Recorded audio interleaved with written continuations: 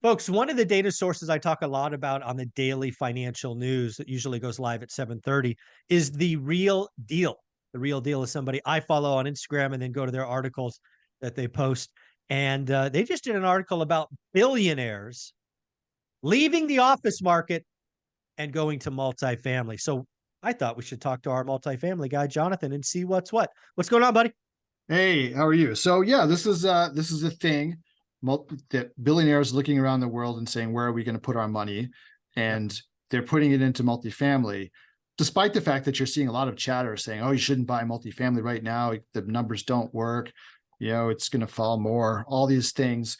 You know, some of those things may be true, but if you are, I'm not saying you have to be a billionaire for this to work.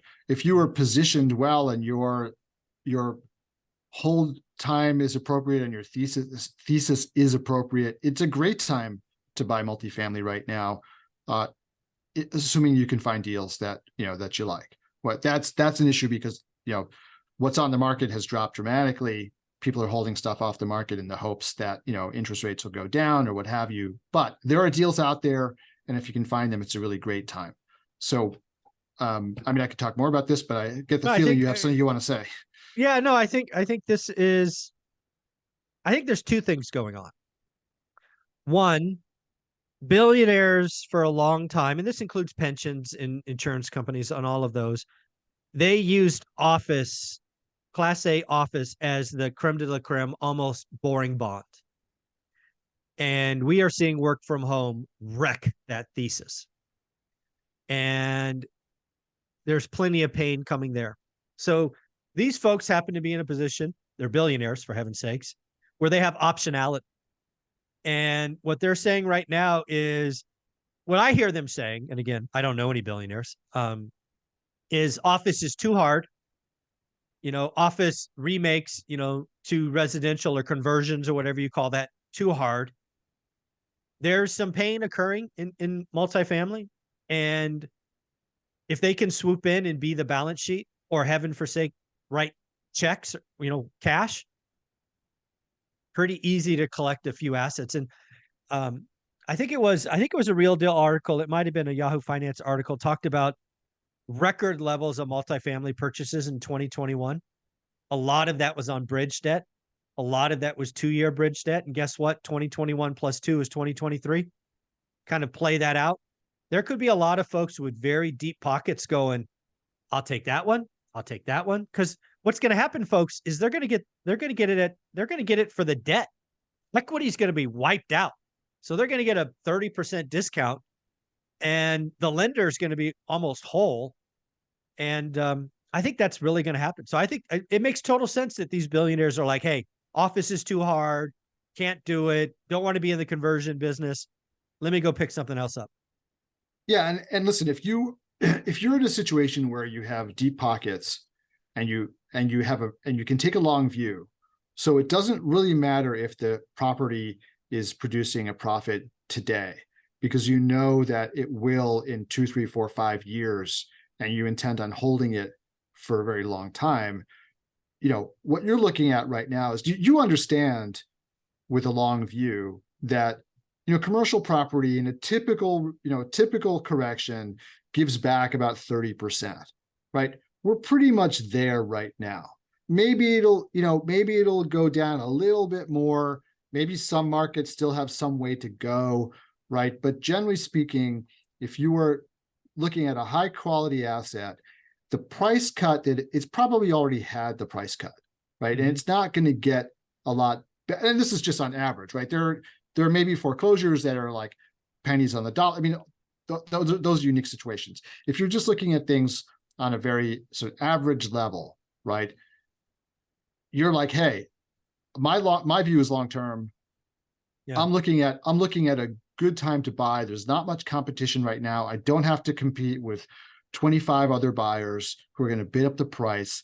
Like, I know what I'm getting. It's worth my time to do the due diligence on it, and I'm going to buy. And you don't have to be a billionaire to be in that position, but what you do have to be is someone with a long-term view.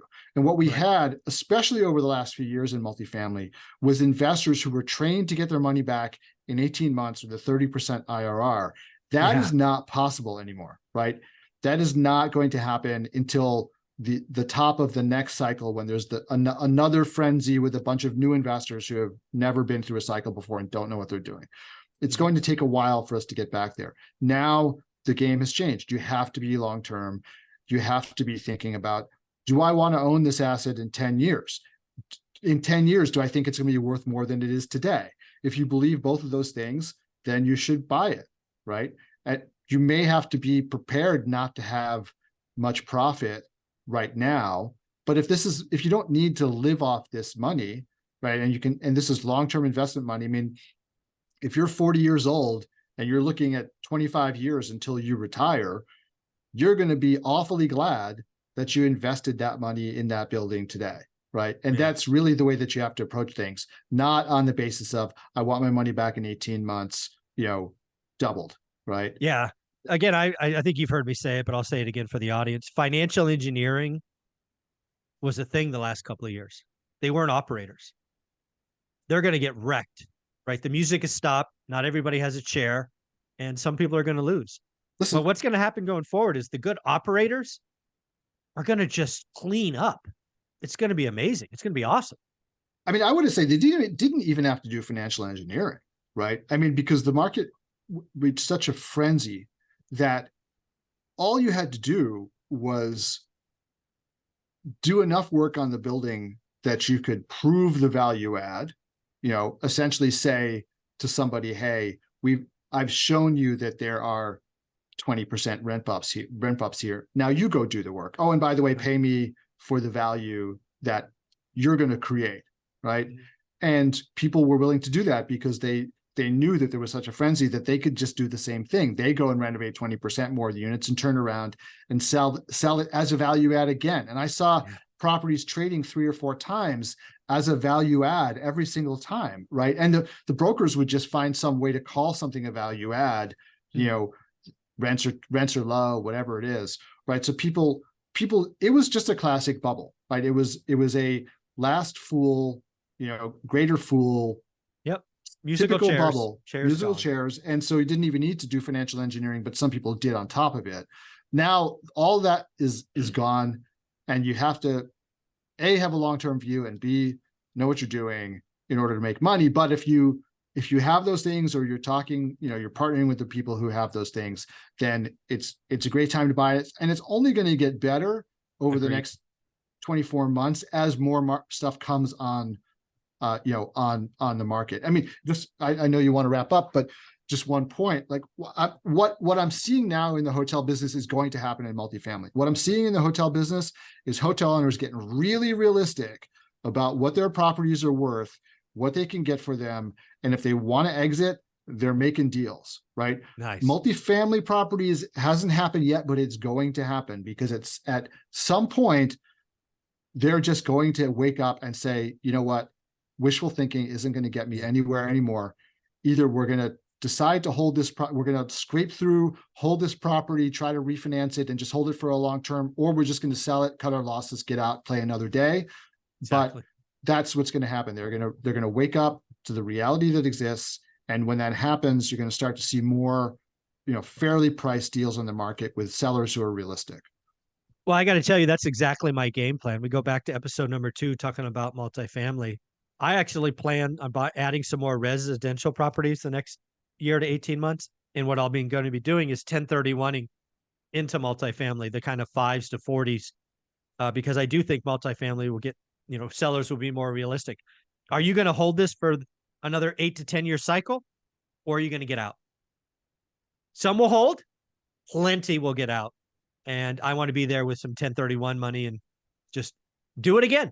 Right. And you're a long-term holder, right? So you're not looking to flip these. You're not syndicating these deals. You don't need to get investors' money back. This is just like, hold it until you die, right? Exactly. And then pass it on to your daughter at the stepped up basis, right? I mean, that's the game plan. And frankly, I think that's the best game plan.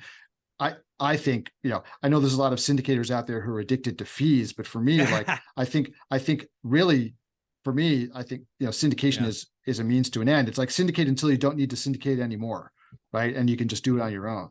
And I think Syndication's a job. It's a job. I don't want a job. I'm done. Yeah. And if you don't want to do that, back to our previous conversation, start small, right? Like start Exactly. small so you don't have to deal with those things, and you can very easily do what Michael has done and pyramid up like a really good sized portfolio that supports you and your family. There you go, Jonathan. Where can people find you? Apartment Investors Club on Facebook, or apartmentinvestorsclub.com, or Two Bridges Asset Management. Just Google me and get on my investor list. I'll be happy to see you there. Thank you, buddy.